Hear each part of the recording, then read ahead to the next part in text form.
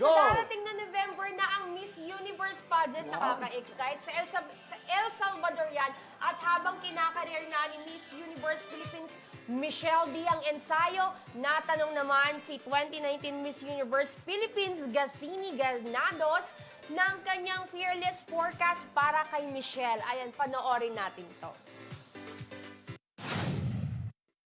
Best fighting form right now, and she has the grit naman talaga too, as we all saw her performance.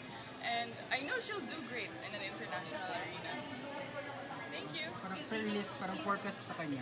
Fearless forecast. Hindi kasi talaga natin mapo-forecast yan, not until if you really shine through the night ng pageant night mo, diba? What if magkasakit ka? There are so many possibilities that can happen in a night. Alam mo, Safe lang ang si answer. Gassini. ayan, ang ganda-ganda niya ng Black Beauty. Tama-tama ka, friend Rona, classmate ka. Safe yung sagot Safe niya. lang. Kasi hindi mo nung pwede, syempre, once hiningan ka ng forecast, ang isasagot mo, ay, ang Miss Philippines Oo, siya na magiging Miss Miss Universe. Universe. Tama na yung sinabi niya. Maraming mangyayari sa gabi niya. Pwede meron iba nagkakasal na hindi umate. Syempre, titingnan mo yung performances ng lahat ng kandidata. Tapos doon ka magsasabi, ay ito. Pero ako in 4 years, magkakasama kami ni Rodel. Nandun kami sa Cavite, kilala ni Mercado. Napanood namin si Catriona Gray. Yung nag-ano ng gano'n, ng slow motion ng buhok. Sabi niya, win na to, Miss Universe, di ba? Nagsigawan Before pa kami yan sa siya, band. before pa yan, 2000 Tito. ano si Catriona? 2018. 16. Ay, 18. Bago pa siya manalo 18. niyan to. 18, oo. Hindi, Oo, nanalo. nandun na siya sa kandidata na siya sa Miss Universe. Hinula na namin na siya manalo kasi ang ganda-ganda ni Catriona, di ba yung nakarit na ka? Ang ganda pa ng sagot. Tapos, ang galing niya rumampa, ang sexy niya sa kanyang swimming, swimsuit competition. Yan. Pero sana, pala rin naman itong si Yes. Michelle. Pero tama naman si Gassini. Hindi mo alam ang mangyayari. Kagaya nga ni, yung nakaraan natin, si Celeste Cortez. Yes, Cortez. Alam natin na malakas ang Malakas, laban niya. correct. Pero naligwak siya. Oo. Kaya Depende tama. pa rin talaga yun sa performance ni Michelle Oo. D.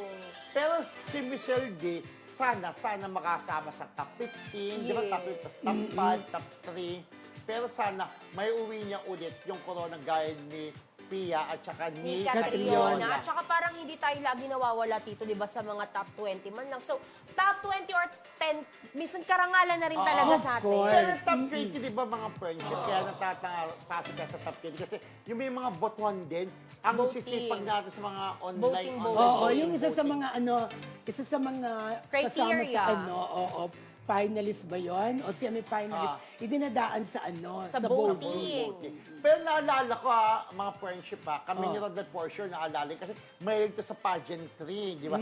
Minsan nga gusto niya sumali talaga dyan. Ko, mga Miss Universe. Kasi nung bata kami, nanonood din ako, natuto ako. Ako gusto ko yun na kapag kayo, swimsuit competition, lahat ng mga Lumilitaw judges, yung scores. lumilitaw yun. Oo. Lumilitaw yung score, di ba? Ayaw mo, ginagawa ko. Nagko-compute ako. Sinusulat ko yun. Pares tayo. Kino-compute, di ba? Pares ka. Ay, 9.5, 4.8, kukumpitin ko. Ay, ang taas ng Miss Philippines, yung Aruba. At saka parang tayo. May tali pa. Pinapakita din pinapakita yung score. Ang 8.0, 9.2. Mga judges, bawat sa judge, may corresponding score. At saka parang ngayon, dati kasi talaga na ipapakita Transparent yung before. cultural talaga ng bawat bansa. Ngayon Kultura, ngayon parang hindi na. Iba Hindi na highlight masyado. Nag-ano na talaga, iba-iba na talaga ngayon. Yeah. Anyway,